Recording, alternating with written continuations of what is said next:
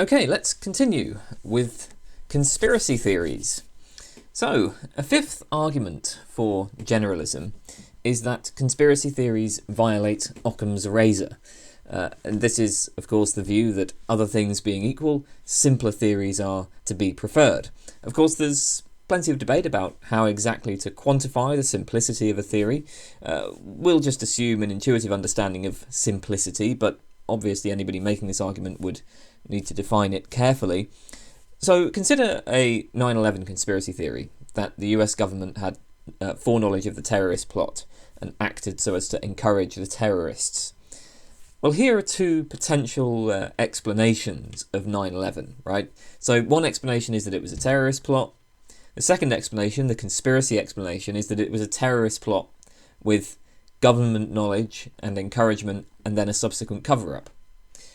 Both of these are explanatorily adequate, or at least empirically adequate, in the sense that they capture the available evidence reasonably well. But obviously the second explanation is much more complex.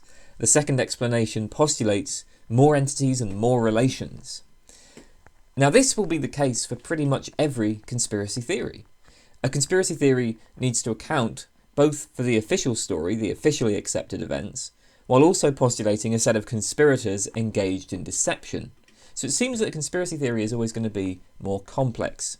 And this justifies us in supposing that conspiracy theories are prima facie less plausible than the official stories, that conspiracy theories are going to be prima facie improbable.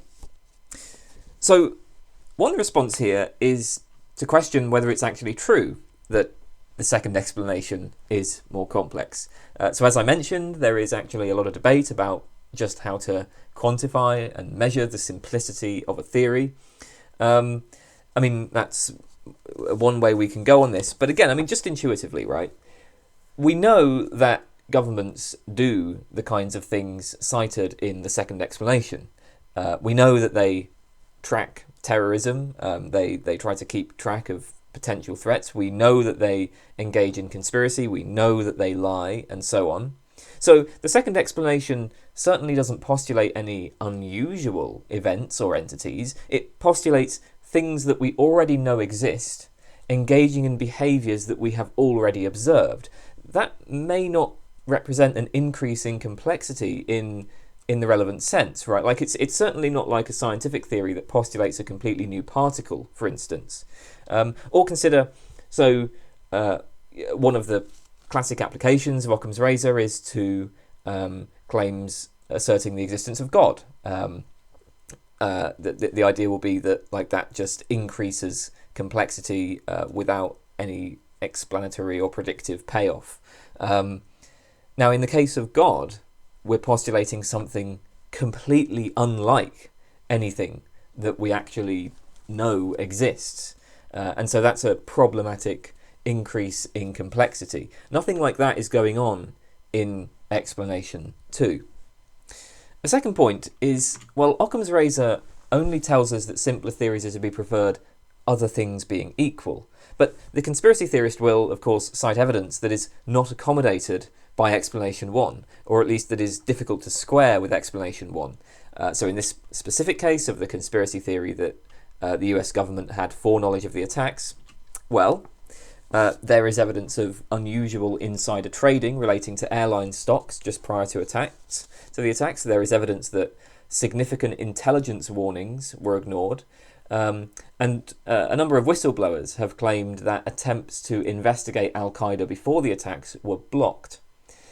Of course, the defenders of explanation 1 have answers to these points, but the fact is we don't really have two theories attempting to accommodate exactly the same evidence. Rather, they're interpreting the evidence in different ways. And when we consider the evidence cited by the conspiracy theorist, explanation 1 looks increasingly less simple. If we accept explanation 1, then we need to rule out conspiracy on part of the government. But this requires us to specify certain behaviours on part of the members of the government and certain features of the relevant government institutions, because we need to explain, for instance, why exactly these institutions failed to heed the warnings of an impending terrorist attack. So accounting for the evidence cited by the conspiracy theorist will increase the complexity of this explanation. Explanation 1 looks simpler because, as I originally stated it, it merely cites a terrorist plot, whereas explanation 2 cites both a terrorist plot and government activity. But the point here is that in order to account for the conspiracy theorist's evidence, the defender of explanation 1 will similarly need to cite government activity in her explanation. So there's not really any difference in the entities cited in the explanations. Explanation 1 is going to cite a terrorist plot plus various government failures or certain other features of government institutions. Explanation 2 cites a terrorist plot plus government foreknowledge and cover-up. And it doesn't seem to me just intuitively like there's really any difference in simplicity in these explanations. So Occam's razor, maybe not so convincing. A sixth argument is given by Keith Harris in his article, What's Epistemically Wrong with Conspiracy Theorizing? He argues that conspiracy theories are based on a fallacious inference, probabilistic modus tollens. Conspiracy theorists tend to emphasize what Harris calls errant data, that is, data that is extremely improbable given the official story. The conspiracy theory is taken to provide a better explanation of this data than the official story. So basically the conspiracy theorist seeks relevant, non-trivial facts that fail to be explained by the official story. She attaches a high degree of evidential significance to these facts, and she produces an explanation of them that is alternative to the official story. And she then infers that her explanation is true. True because it provides a better account of these facts.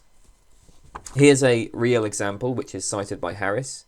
So at 4:54 Eastern Time on September 11th, 2001, a BBC correspondent reported that a third skyscraper had just collapsed, World Trade Center Building 7. Now, in fact, at the time, Building 7 had not collapsed. Indeed, it was visible in the shot behind her. But then about 20 minutes later, at 5:15, the reporter's satellite feed to the BBC London studio mysteriously cut out. And then 5 minutes later, Building 7 did in fact come down. Now, given the official story of 9/11, it is extremely improbable that this mistaken report would occur. On the other hand, if the attack were carried out by the US government in cahoots with various media outlets, then the mistaken report is rather more probable because, on this story, the journalist already knew the building would come down, already had the report planned, and just gave the report at the wrong time. The mistaken report is an errant datum for the official account, but is well accommodated by the conspiracy theory. So the reasoning is something like this. If the official story is true, then it is highly improbable that the mistaken report would occur, but the mistaken report did occur, so probably the official story is false. And this is an application of probabilistic modus tollens. As you can see, the general form of the argument is if P, then it is improbable that Q, but Q, so P is improbable. But this inference is fallacious. Harris gives the following counterexample. Suppose we have a lottery with 10 million entrants. If the lottery is fair, then it is extremely improbable that any particular entrant will win. For any entrant we name, that person was extremely likely to lose.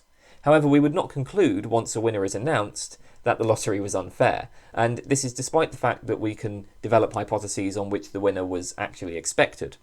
Suppose, for instance, that Frank is the winner. Well, then we have the hypothesis that the lottery was rigged in favour of Frank. The observed outcome of the lottery is far more probable given this hypothesis, but in the absence of any independent evidence, it would be ridiculous to conclude this. So, in general, then, the point is that the observation of data that is extremely improbable given the official account, this does not in itself provide a reason to abandon the official account. And notice that it makes no difference to this whether we are considering a single errant datum or a whole set of errant data. Furthermore, another point here is that it's not even the case that conspiracy theories predict the errant data. Does the 9/11 conspiracy theory predict the mistaken report? Well, no. It's only if we add the additional assumption that the BBC are relatively incompetent that we can predict such mistakes.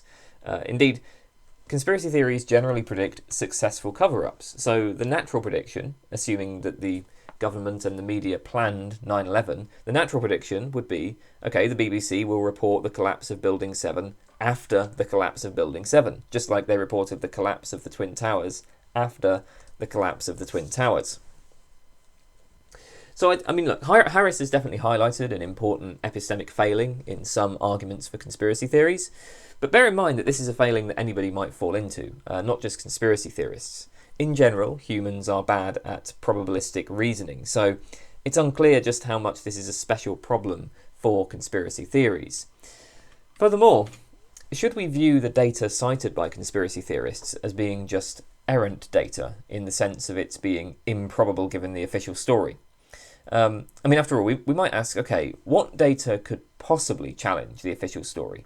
Suppose that literally hundreds of people in high-level positions admitted that the US government had foreknowledge of the 9/11 attacks. Suppose that even George Bush himself were to admit this, and suppose that documents were discovered that supported these claims, say email records showing high-level figures talking about the attacks before they occurred. Well, that would be improbable on the official story, but it's not simply errant data. If we were to conclude on the basis of this data that the US government had foreknowledge of the attacks, we're not necessarily using probabilistic modus tollens to reach that conclusion. I mean, I suppose we could reconstruct the argument in that way, but that doesn't seem to be how we're reasoning. Or if it is how we're reasoning, then, I mean, it's hard to see how any empirical theory could be defended with anything other than probabilistic modus tollens. So what kind of data do conspiracy theorists have? That's the question. Well, in response to the previous point, I noted examples of the evidence that supports the 9/11 foreknowledge theory, and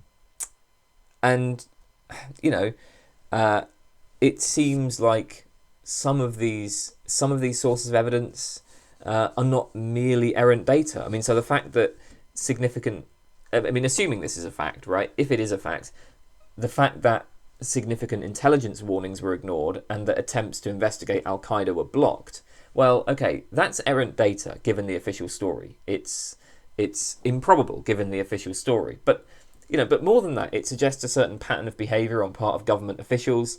In particular, it's less plausible to just dismiss that as being a coincidence or anything like that. It seems to demand an explanation in a way that somebody being the winner of a lottery doesn't, right? Like if you were to ask for an explanation of why Frank won the lottery, that almost seems like kind of an odd question. I mean, somebody has to win, and yes, it was improbable that Frank was going to win, but it's improbable that any of the entrants would win. I mean, Frank won by luck. But that's clearly, if the government is blocking an investigation into a terrorist group, and then that terrorist group commits a major terrorist incident, right? It looks like you're going to want more of an explanation there. Indeed, there must be some sort of explanation, right? There must be some reason why the government institutions acted as they did. And obviously that's not to say that the conspiracy theory is correct, just that it seems quite reasonable to offer explanations for why these apparent failings occurred, right? And we may well judge that the conspiracy theory provides a better explanation than what we get with the official story. Okay, the final class of arguments for generalism that I want to examine are public trust arguments. There are many types of public trust argument, but the basic conclusion is the same. It says we have good reason to trust public institutions, and so the prior probability of a conspiracy theory is low. Conspiracy theories conflict with the official accounts of events, the accounts promulgated by the government, law enforcement, media, academia, and so on. But under normal circumstances, we have better reason to believe that these institutions will provide the truth about the event than we have to believe whatever arguments were given in favour of the conspiracy theory. So here's a simple version of a public trust argument. Conspiracies are recognised by almost all people to be immoral because they undermine democracy or whatever. The people who occupy the seats of power in representational democracies are almost all committed to acting in such a way, in line with common moral opinion, let's say. So they will not conspire, and they will reveal conspiracies when they find them. I hope it's obvious what's why this particular argument isn't convincing, but it gives you a sense of what the general thrust of public trust arguments is going to be. So here's a somewhat more sophisticated public trust argument. If a conspiracy theory is true, the conspiracy will in most cases be quickly revealed because the various public institutions hold each other in check. So there's a whole bunch of institutions. There's government, various different government agencies, there's law enforcement, media, academia, there are a whole host of private companies. Now these institutions are connected, but they're also competing. It is in the interest of the media, for instance, to reveal bad behaviour on the part of these other institutions. It is in the interest of law enforcement to check bad behaviour on the part of media, academia, private companies, and so on. Because of the way in which our public institutions are structured, significant conspiracies just wouldn't be likely to survive. And we don't need to suppose that anybody involved in these institutions cares about behaving morally. We can imagine that like everybody involved in this is purely self-interested and would be perfectly willing to enrich themselves at the cost of everybody else. It's just that competition between these institutions means that conspiracies will tend to be revealed. So the reason for public trust is not that the government, for example, will not engage in lies. Rather, it's that you've got media, you've got academia, you've got private companies also watching what the government is doing, and in many cases these other institutions are in competition with the government and so will have an incentive to reveal government lies. If the government is conspiring, say, with a particular private company in such a way that will benefit that company, then the other companies that are in competition with that private company will have an incentive to reveal that conspiracy. The media will have an incentive to reveal that conspiracy.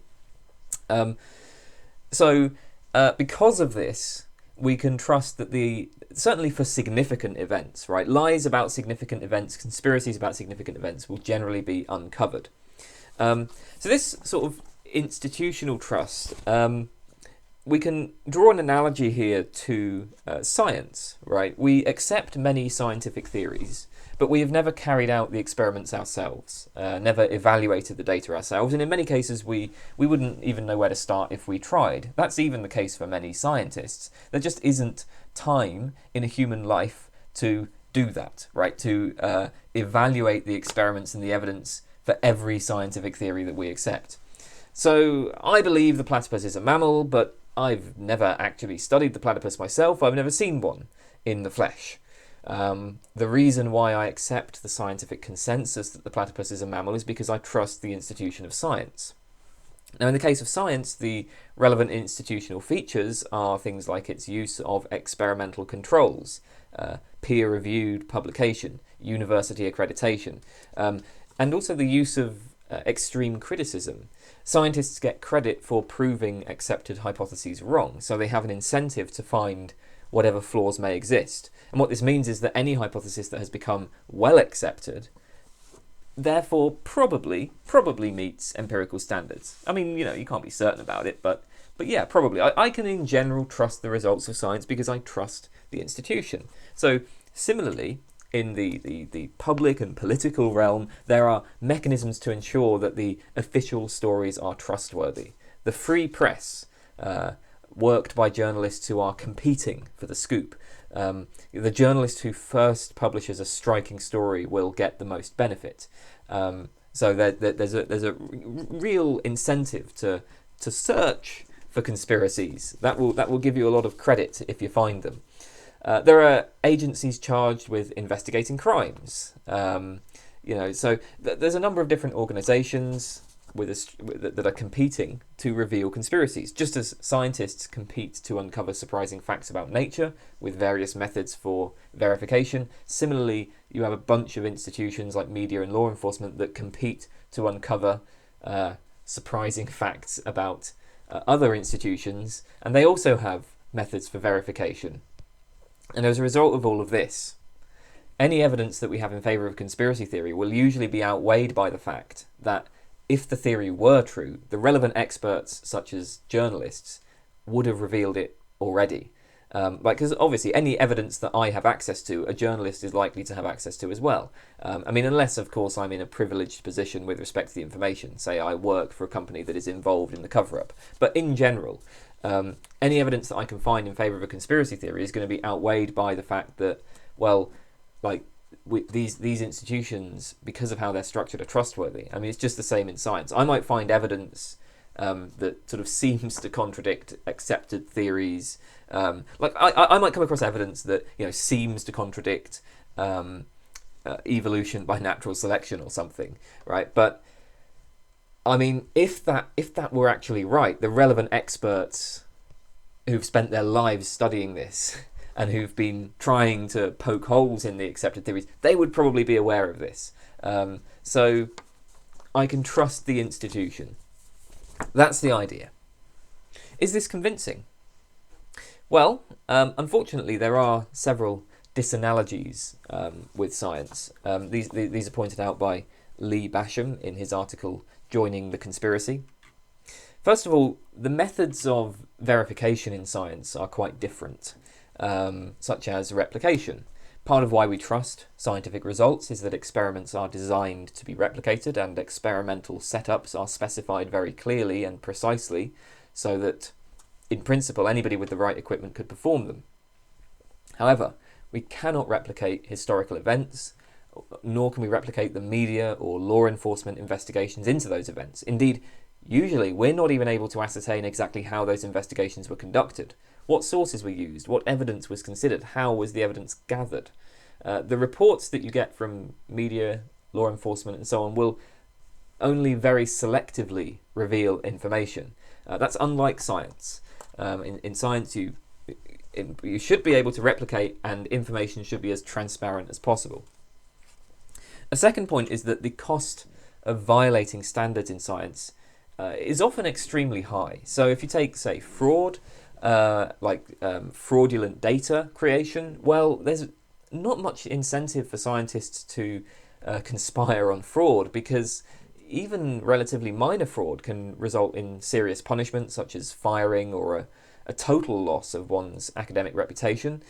Take the case of the evolutionary biologist Mark Hauser, who was famously fired for fraudulent data, even though he did, it seems like, a lot of good work, right? He did a bit of fraud, and so no, his reputation is completely in the muck now, and he's fired.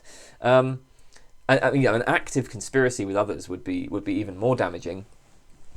The same kind of thing just isn't true for people involved in political conspiracies, say. There's almost never any significant punishment. Just take a look at how long the people convicted in the Watergate scandal actually served in prison. Or take a look at all of the pardons for the people involved in the Iran-Contra affair. You don't get punished for involvement in political conspiracies, which obviously means there's less of a constraint, right, than there is in science.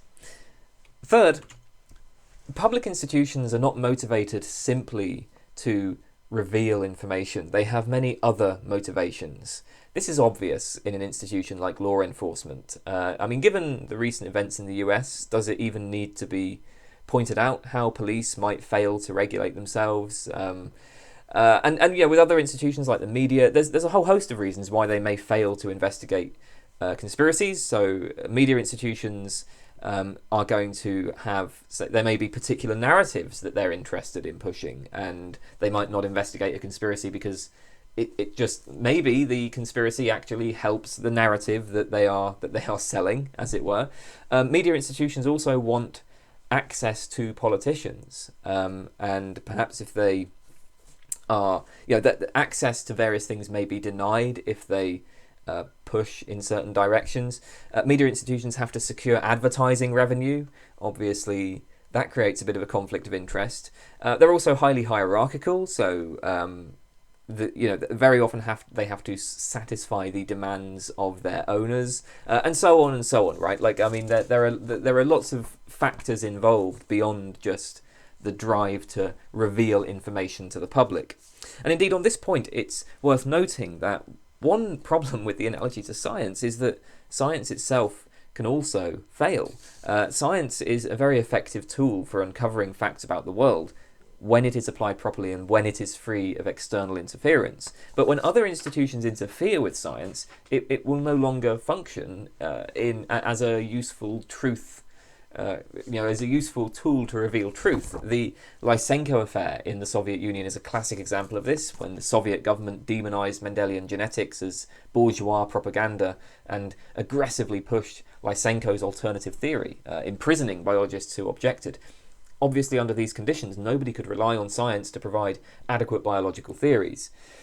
Now, in the case of media and law enforcement and private companies, there are obviously powerful factors that may discourage investigation into potential conspiracies. These could be bribes or threats from conspirators, but not necessarily, right? Like as I said, there are lots of factors here that might be involved.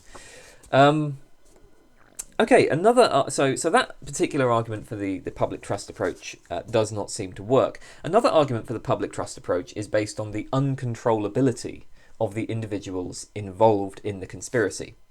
The more conspirators there are, the more people who know about the conspiracy, the more people there will be who will have to keep things a secret.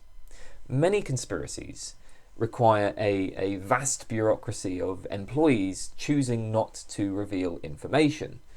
This might be achieved by bribes or threats, but with enough people involved, that's not going to be enough to silence everybody. People just don't behave in such uniform ways. In any conspiracy involving a large number of people, one of them is bound to be moved by their conscience, or one of them is bound to make a mistake and accidentally reveal the information. So we should be skeptical of conspiracy theories because people just aren't reliable enough. They can't be controlled as reliably enough as most conspiracy theories would require. Now, I think this point is actually quite reasonable, and it does provide reason to be skeptical of some of the wilder conspiracy theories. For the flat earth conspiracy theory, literally hundreds of thousands, perhaps millions of people all over the world, all in different vocations with different lifestyles, would need to be lying or making obvious mistakes, and that just isn't plausible, right? So David Grimes, in his article on the viability of conspiratorial beliefs, attempts to quantify this type of public trust argument with a mathematical model of conspiracies.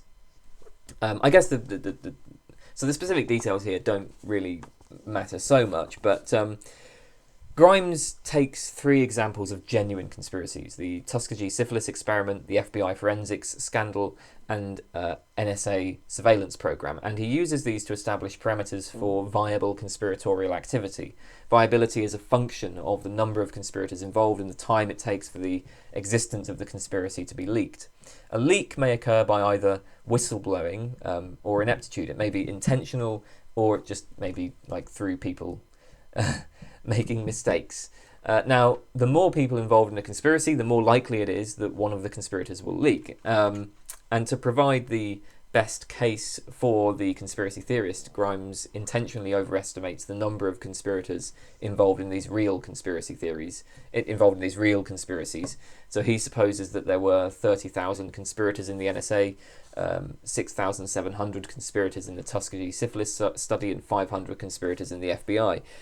On the basis of this model, Grimes finds that once a conspiracy involves thousands of people, it is bound to fail within decades. Eventually, somebody is very likely to reveal the information.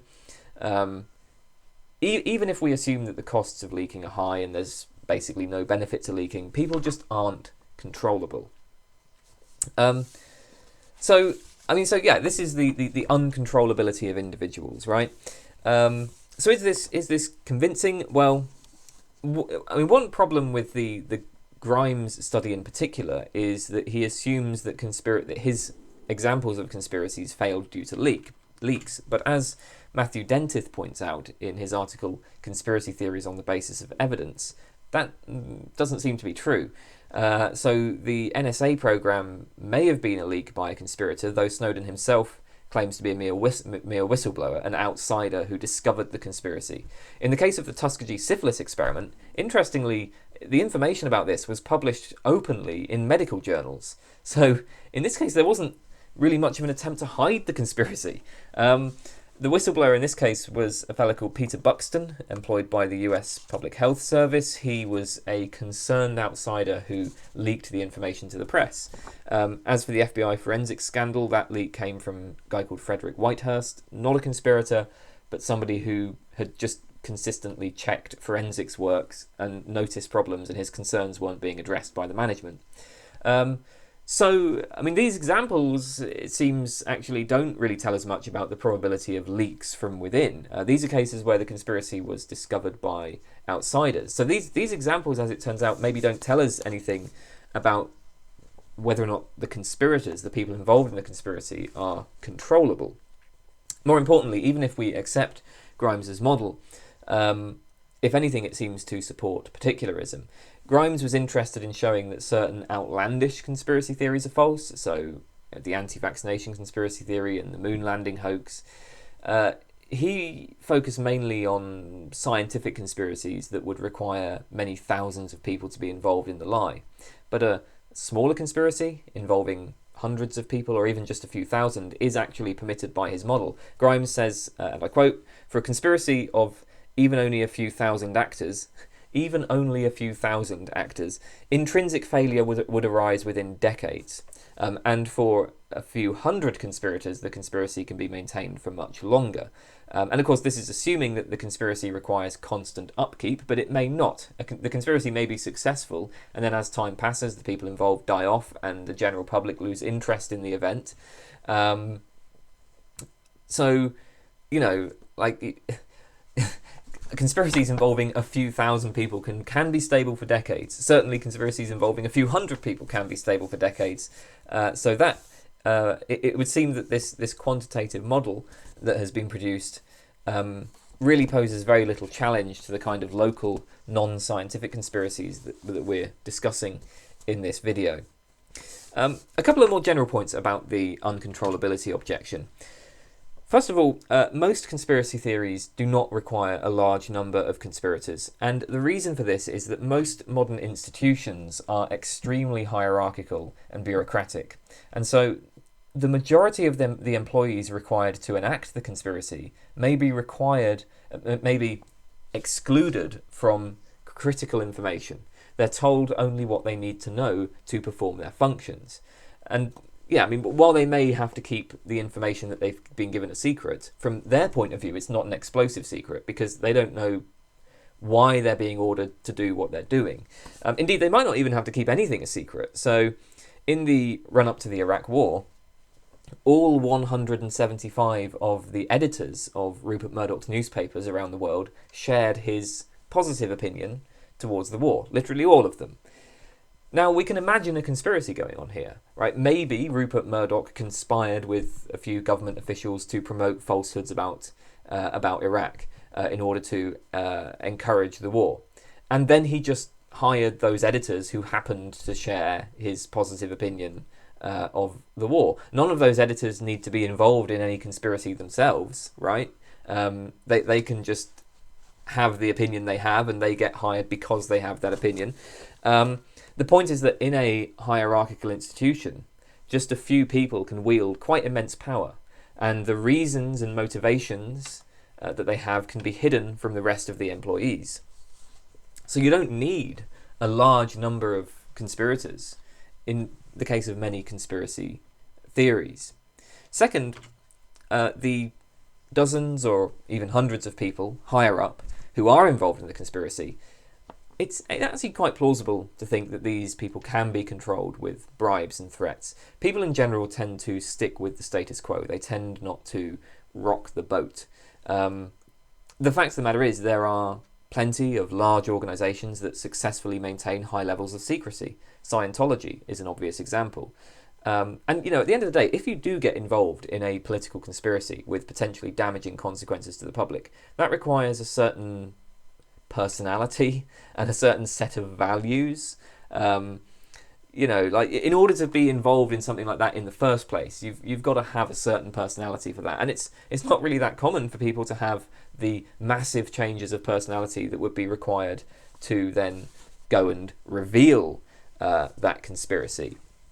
I mean, it was part of the So part of our judgment of like how controllable people are, notice that this is going to rest on whether we view society as being open or conspiratorial, right? What is our general kind of picture of how society works? If you think that we are living in a broadly open society, right, then yeah, you're naturally going to think that you kind of can't control people. On the other hand, if you are more inclined to think that society is at all levels kind of there's just routine and systematic conspiracies going on, then it will be then you're going to think, well, actually no, people very often can be controlled, maybe by bribes, by threats, by peer pressure, or just by the natural human tendency to stick with the status quo, to not rock the boat.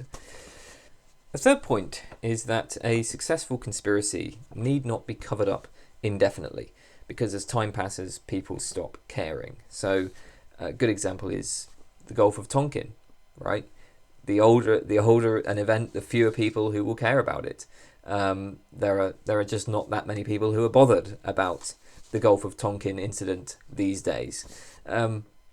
Conspiracies that are revealed, 30 years after the fact are not that striking because they happened so long ago. And as public interest declines, the incentive for anybody to investigate the conspiracy also declines. So if you do have a conspiracy that is conducted competently, and maybe it's even investigated initially, but damning evidence is never found, well, it may never be conclusively revealed.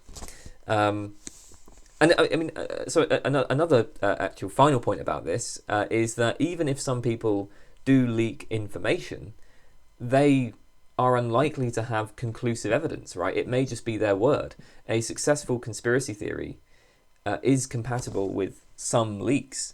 So it's not obvious that in order to successfully maintain a large conspiracy, you would even need to control all of the individuals involved. Right then, a final version of the public trust argument is what we might call the pragmatic public trust argument. This is defended by Neil Levy in his article Radically Socialized Knowledge. Levy's version of the public trust argument begins with the claim that knowledge is radically socialized. This refers to the way in which our knowledge is generated by our place in a network of interacting individuals and institutions. So for one thing, we simply don't have time in our lives to develop relevant expertise about most areas, so we must defer to the experts in almost all cases. We have to offload cognitive labour onto others. Like I can't, say, diagnose myself with a disease. I just don't have the relevant expertise to do that. So I have to go to a doctor. Or if I get a leak, then maybe I don't have the relevant expertise to fix it. I have to get a plumber, and so on. Now, there's a general tendency in humans to suffer from what is known as the illusion of explanatory depth. People significantly overestimate their ability to explain the workings of familiar things. We assume that we have models that are far more detailed than they actually are, like models in our head of how things work that are far more detailed than they actually are. Many studies have shown, for instance, that people express confidence in their ability to explain how things like flush toilets and piano keys work, or what are the causes of tides and rainbows and so on, when in fact they're almost completely unable to provide detailed and accurate models. We are reliant on experts. Our knowledge is something, insofar as we have knowledge, it's something that is constructed in a network of individuals and institutions. Now, the problem with conspiracy theories is that they significantly overestimate their ability to work things out for themselves. So because we take ourselves to understand far more than we actually do, we think that we can detect flaws in the official stories, flaws that the epistemic authorities, the experts, will have overlooked. But recognizing that knowledge is socialized should lead us to recognize that it's usually irrational to reject the official story on this kind of basis, because we can't responsibly assess the official story. Indeed, we may not even understand it properly. To distrust the epistemic authorities is to cut yourself off from the only resources available for forming accurate beliefs and correcting false ones. You can't rely on yourself to do this. You have to rely on experts. And so, it's you're being overconfident if you think that you are actually capable of detecting the flaws in the official stories, the stories that are promoted by the epistemic authorities. So, what should we say about this? Well, conspiracy theorists are not in general skeptical of epistemic authorities. They simply have a different view about who the epistemic authorities are.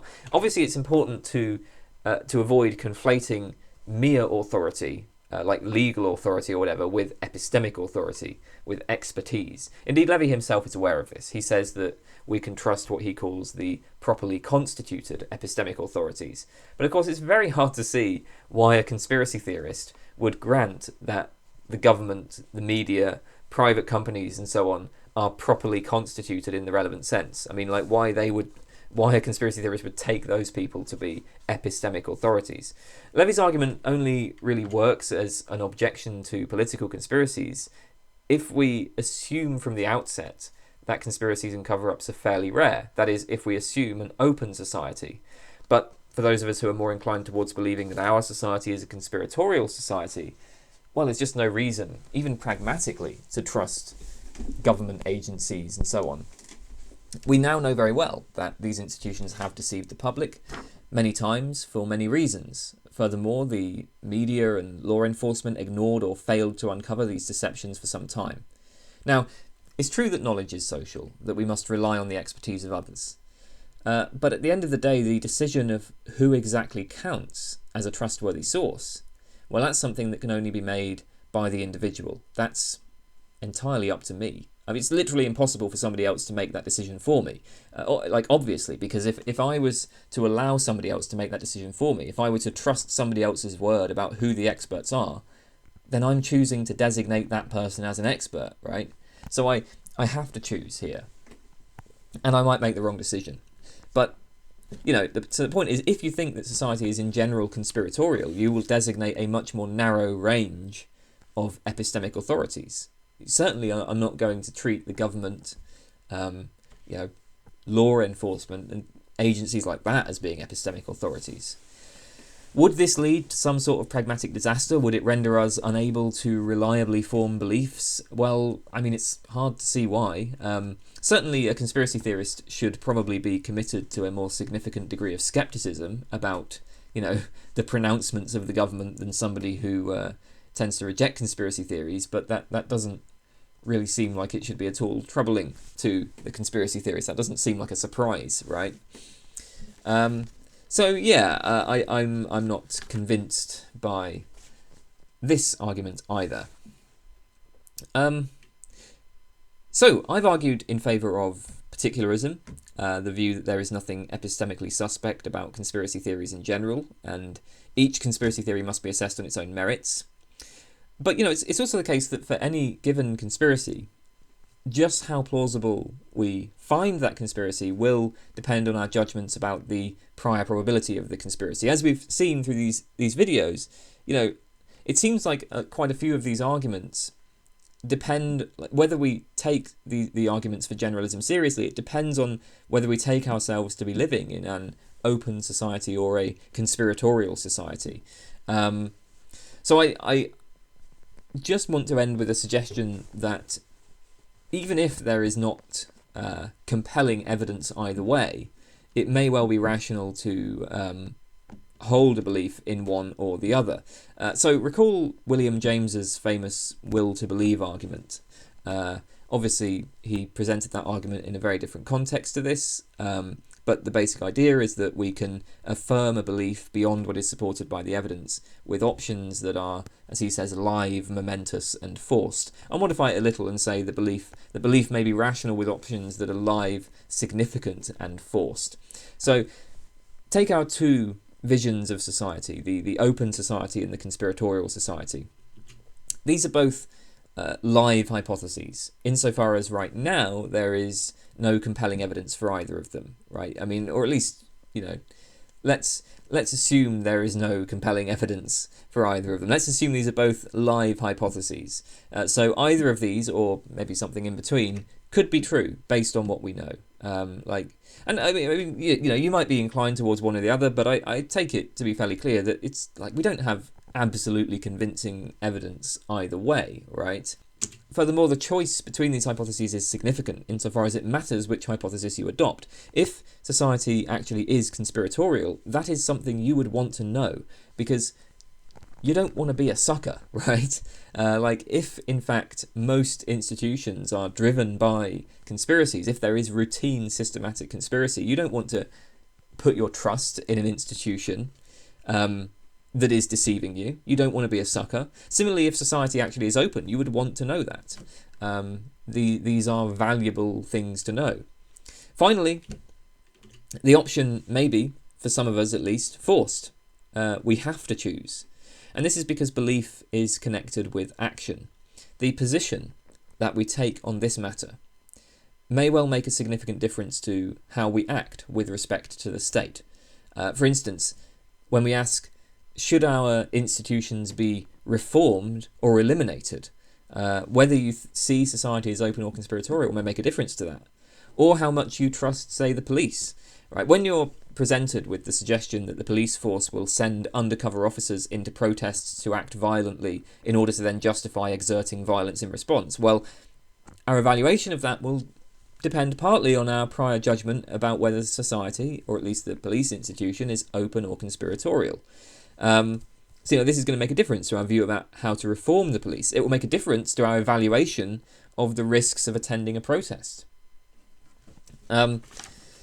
So, here it seems like we have an option where either hypothesis could be true, it's significant, it's forced, and arguably that's a situation where it's reasonable to take a belief beyond what is clearly and conclusively established by the evidence.